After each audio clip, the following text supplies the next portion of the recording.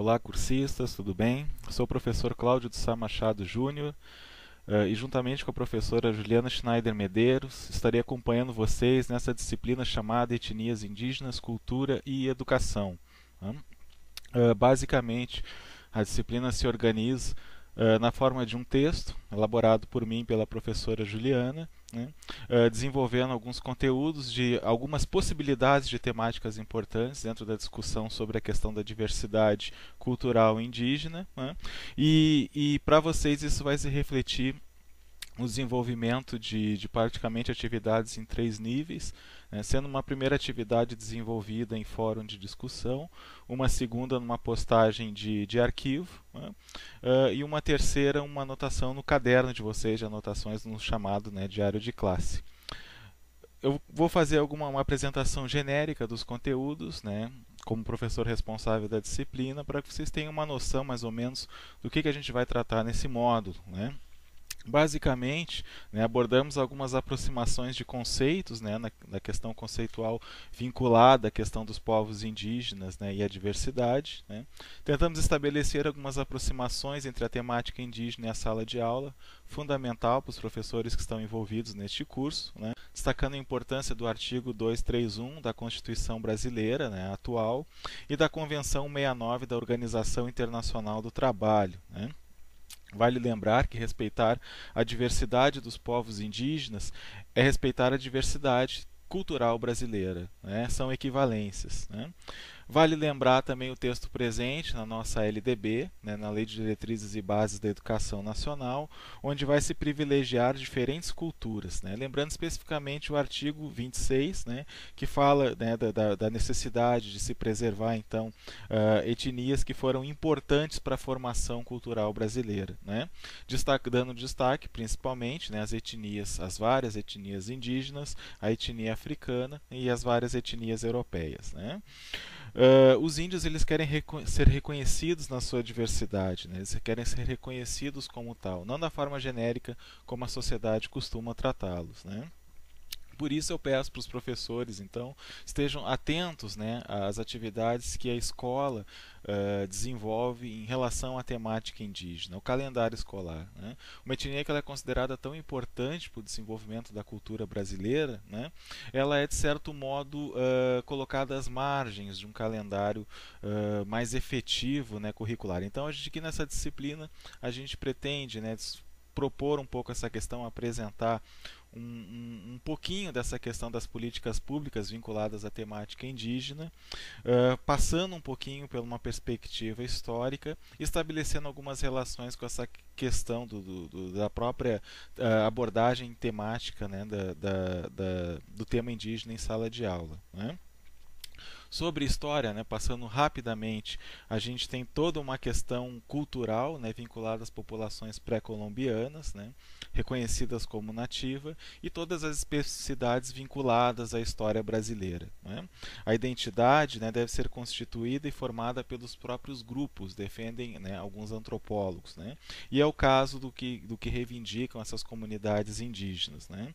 É um grupo que delimita suas fronteiras, né, e não é um Estado, no caso do nosso exemplo brasileiro, que vai delimitar o que é a cultura indígena, né. Vale lembrar os exemplos, né, aplicados, né, dentro da nossa própria história relacionados à escravidão e à resistência indígena, né, e as várias tentativas de catequização, né, empreendidas, né, pela Companhia de Jesus e pelo Estado português, né. No período pombalino, os índios foram, né, tentados, né, ser transformados em vassalos, né, dentro do período da gestão do Marquês do Pombal, né, tentando incorporar no Brasil uma política, né, vinculada aos segmentos indígenas de civilização e aldeamento, né. No período do Império, né, com a iniciativa, com incentivo para a presença dos imigrantes no território, né, a gente observa uma espécie de desalojamento, né, para que esse espaço fosse sendo ocupado gradativamente, e esse desalojamento, né, dos índios eles tem a ver justamente com uma ideia de branqueamento da população, né.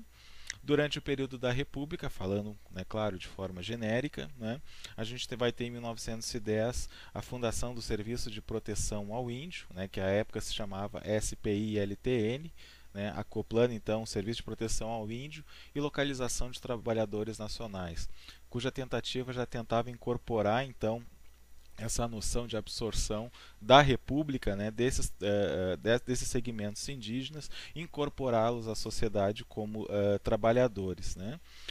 Segundo a perspectiva da época, os indígenas, então, as perspectivas de Estado, os indígenas estavam fadados ao desaparecimento, né? Era o que se esperava com a incorporação de um projeto republicano muito vinculado ao urbanismo e de uma política, de certa forma, né, cosmopolita, né?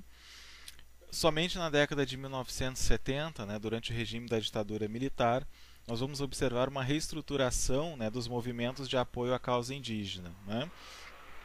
Somente a partir daí, com a Assembleia Constituinte, né, na década de 80, se pôde garantir efetivamente, né, o direito que há muitos anos os índios reivindicavam, né? Entre eles o direito à diferença, né, que é defendido pelo artigo 231 da Constituição, né? A temática na escola, né, sobre a questão do indígena na temática da escola, eu queria chamar a atenção especificamente sobre o surgimento da instituição, né? Assim como os povos indígenas têm uma trajetória, uma história específica, a própria instituição escolar também possui a sua história. E neste caso, o surgimento das escolas ele vai ocorrer de forma mais intensa do período da Renascença à Revolução Industrial, né?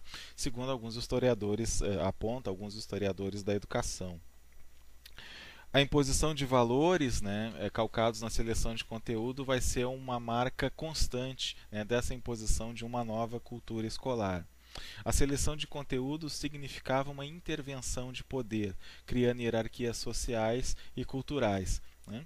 Essa seleção de conteúdos, claro, privilegiava determinados aspectos da cultura, né, enquanto excluía aspectos que, por esses segmentos produtores, né, desses currículos, eram considerados aspectos secundários. A língua poderia ser considerada um exemplo representativo dessa dinâmica de poder. No caso das nossas várias etnias indígenas, que atualmente conseguem ser identificadas cerca de 120 línguas indígenas no país, né? A época onde a gente tinha a época pensando no século XVI, principalmente o 16, 17, 18, a gente tinha uma presença muito mais significativa de línguas indígenas, uma variedade muito grande e uma ênfase no ensino, né, encampado pela Companhia de Jesus, né, pelos jesuítas no Brasil, com uma ênfase muito grande no latim e no grego, né? No século XVI, a gente pode pensar na relação escola e comunidades indígenas numa indissociação da ideia de catequização e escolarização, né? Havia necessidade de não adequar os conteúdos à cultura, mas sim de submeter culturas ao conteúdo, né? Ou seja, o ensino ele não se adaptava às necessidades locais, né? Eram os locais que tinham que se adaptar às exigências propostas pelos conteúdos. De certa forma, alguns historiadores da educação apontarão, né, essa situação como um ensino de proposta universalista e elitista, né? Universalista porque desconsidera as diferenças regionais e elitista porque acabam se inserindo dentro dessa proposta, né, somente alguns segmentos, né, considerados como elites dentro das diversas sociedades, né? A implementação dos conteúdos, então, né, pela criação de compêndios, vale lembrar essa situação específica, né, dentro da experiência, né, de criação de materiais didáticos visando, né, essa incorporação de uma nova cultura específica, né, vinculada à escola, a gente vai ter a criação de manuais e compêndios que vão servir com o que hoje se equivale aos nossos, né, atuais livros didáticos, muito bem difundidos, né, no uso escolar. Pode-se afirmar ainda que, de certo modo, a cultura escolar contrapõe uma chamada cultura popular, né? E logo contrapõe também uma cultura indígena, né? A gente tem uma dicotomia entre aquilo que pode ser considerado como cultura popular, né, e aquilo que seria considerado uma cultura de autoconhecimento vinculado, né, pelo menos no primeiro momento, à escolar. O indígena, a cultura indígena, como geralmente não se associa a essa questão vinculada, né, a uma cultura escolar específica, ela sofreu um processo de discriminação então durante muitos anos, né? Logo, então, a cultura indígena, né, durante muitos anos foi taxada pela produção dos nossos conteúdos escolar, né, como uma cultura vinculada a bárbaros e selvagens, né. São heranças curriculares calcados, então, principalmente, nós poderíamos afirmar, numa raiz eurocêntrica, né? Uma base de produção de conteúdos muito vinculados a um olhar eurocêntrico que continua sendo reproduzido, pode-se dizer, de certa forma, até hoje, no âmbito escolar. Quero destacar a contraposição entre os termos educação e ignorância, né? Onde no senso comum se costuma dizer que uma pessoa ignorante é aquela que não frequenta a escola, mas muitas vezes nós temos na escola, né, pessoas que frequentam a escola e ignoram a diversidade cultural externa a ela, né? E no caso, ignorar a diversidade cultural indígena poderia ser considerado também como uma falta de educação, né? Se vocês concordarem também, né? Temos as experiências então fora da escola, né? Como diferenciar a população pobre europeia analfabeta do sistema de ensino indígena, calcados em ofícios e na oralidade, são algumas, né, perguntas, algumas problemáticas que nós podemos nos propor, né? A partir da década de 30 no Brasil a gente tem uma intensidade das representações artísticas e literárias através desses conteúdos didáticos, né? Mas de certa forma todas são maneiras, né, desse índio ser visto por essa sociedade elitista, né, e é taxado de maneira geral, né, de uma forma genérica, caracterizado como indivíduo atrasado, né, e bárbaro, em contraponto com um parâmetro de civilização, né. No período Vargas, a gente vai ter o tão difundido Dia do Índio, que é comemorado até hoje nas escolas, e o que faz a gente perguntar, né, de certo modo, se caberia somente um dia, né, para lembrar os índios, ou, né, como parafraseando aquela música, né, todo dia seria dia de índio, né. Não são apenas então os povos indígenas, né, povos do passado, mas sim povos que possuem um passado, estão vivos no presente e, portanto, são os nossos contemporâneos. Vale os professores estarem atentos às representações nos livros didáticos, nos jornais, nas revistas, né, considerando fotografias e as mídias televisivas em gerais, considerando assim, portanto, os seus diversos gêneros, né. Somos produto, poderíamos dizer, da nossa própria escolarização. Quanto aos indígenas, cabe dizer que eles não buscam mais, na contemporaneidade, apenas o isolamento, né? Mas sim eles procuram reafirmar sua identidade e estabelecer diálogos com a sociedade contemporânea, né? A gente passa por um processo contemporâneo de democratização das escolas, né, que há uma tendência, uma receptividade à diversidade, e no caso específico, né, da diversidade indígena, com destaque a questão, né, do ensino bilíngue, o ensino intercultural e da educação diferenciada, né? Observa-se, portanto, essa presença marcante de um hibridismo das culturas contemporâneas vinculadas à cultura e nossa cultura escolar. Destacamos ainda a Lei 11.645 de 2008, que se caracteriza como uma oportunidade para a sociedade brasileira conhecer a sua cultura e a sua história, né? Não só um benefício para as comunidades indígenas, né, mas um benefício para o enriquecimento da nossa própria cultura escolar.